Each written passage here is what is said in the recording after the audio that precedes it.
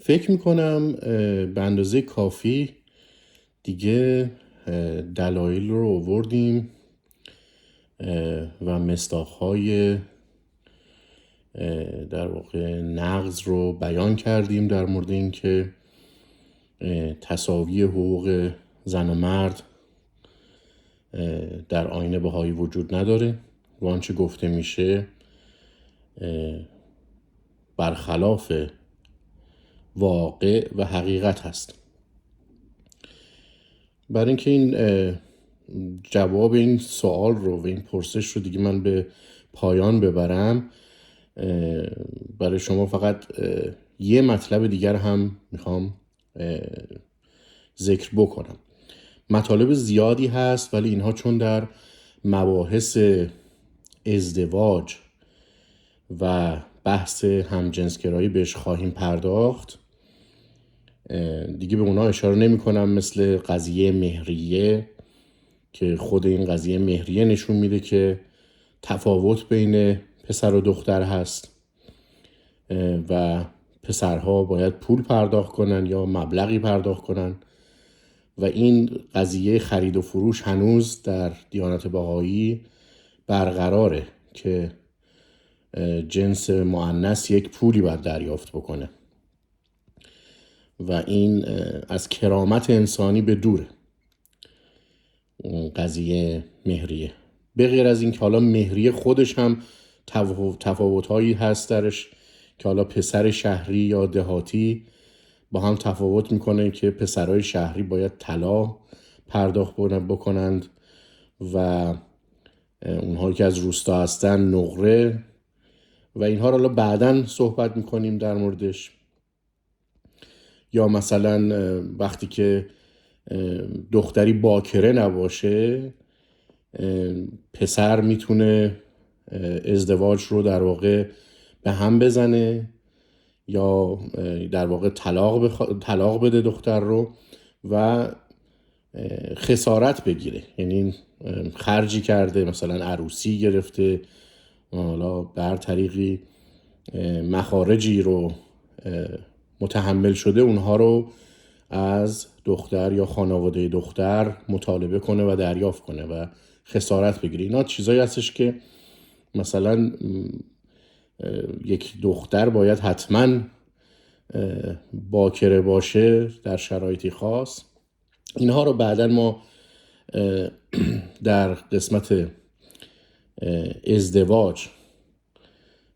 در دیانت بهایی به اون خواهیم پرداخت. اینها رو کنار بذاریم. مطلب آخری هم که میخواستم خدمتتون عرض بکنم اینه که بانوان، نساء، خانم ها نمیتونند به عضویت بیت العدل اعظم در بیان. بعد یه توضیح بدم که در کتاب اقدس یک تأسیسی هست به نام بیت العدل که این بیت العدل در واقع خاصیتش با مبینین تفاوت میکنه، یعنی خاصیتش با خود بهاءالله تقریبا میتونیم بگیم یک شکل هست، چرا که بهاءالله اجازه داده به این مجمع، به این جمع، که در مواردی که نصی وجود نداره در مورد مطلبی، در اون مورد حکمی صادر بکنند، رأیی بدند و در واقع قانونی تأسیس بکنند و اجازه دارن همون حکم خودشون رو نسخ بکنن. یعنی بیت العدل این کار میکنه، یعنی میتونه قدرت تشریعی داره، برخلاف مبینین که نمیتونستن نه نسخ بکنن. بیت العدل هم نمیتونه نصوص رو به هیچ وجه نسخ بکنه، چیزی که برقرار هست برقراره، ولی در مواردی که یک مورد جدیدی پیش بیاد که در آثار بهاءالله مطلبی نباشه، بیت العدل میتونه در واقع تشریع بکنه. این موقعیت خیلی خیلی مهمیه در دیانت بهایی بالاترین رتبه در واقع میتونیم در نظر بگیریم و مرجعی قرار بگیریم که مرجع قانونگذاری و تشریع هست و تمام جامعه بهایی تحت امر بیت العدل اعظم هستند. این تأسیس در واقع بیت العدل عمومی و خصوصی ذکر شده در آثار بهایی. بعداً مبینین، یعنی با بیان در واقع عبدالبها، محافل محلی ملی تشکیل شدند و بعد قضیه بیت العدل اعظم یا اون بیت العدل عمومی به آینده واگذار شد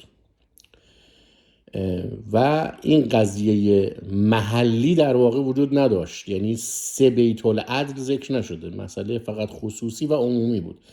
و منظور از بیت العدل خصوصی هم همون محافل ملی الان که در واقع باید بیوت عدل ملی باشند در واقع بیت العدل ملی، ولی الان فعلا اسمشون محفل هست. اینها از ابتدا هم اگر به بیانات بهاءالله یا در کتاب اقدس مراجعه بشه باید رجال نصب بشن در این بیت العدل ها در واقع، یعنی خانم ها میتونن جزء منتخبین باشن ولی نمیتونن منتخب باشن. منتخب به عنوان رای دهنده ولی نمیتونن خودشون عضو بشن. ولی طبق کارهایی که همیشه عبدالبها انجام داد خیلی از احکام بهاءالله رو به طور خاص تبیین کرد، یعنی بدون اینکه نسخش بکنه یا بگه که من این رو تغییر دادم، با در واقع تفاسیری که بیان کرد، مثلا قضیه 2 زن که در کتاب اقدس میشه 2 زن گرفت، ولی ایشون یک تفسیری به وجود آورد که مشروط بر عدالت و عدالت امر محاله، چون شرط ممتنع هست پس یکی باید بگیره، یعنی در واقع پیچوندن قضیه. ولی در صورت در اینجا هم بیان شد که حالا در محافل ملی یا اون محافل محلی بانوان میتونن رأی بدن و انتخاب هم بشن. منظور از اون رجال بیت العدل منظور بیت العدل عمومی هست، یعنی بیت العدل اعظم هست و این رو بعداً شوقی افندی هم تأکید کرد که زنها میتونن در واقع محافل یا همون بیت العدل های محلی و ملی هم رأی بدن هم رأی بگیرند، یعنی انتخاب بشند، اما در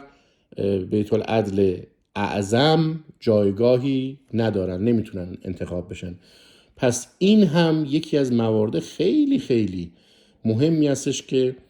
میبینیم تساوی زن و مرد وجود نداره و حق خانم ها اینجا ضایع شده. تفاسیر مختلفی میکنن در موردش که این حق نیست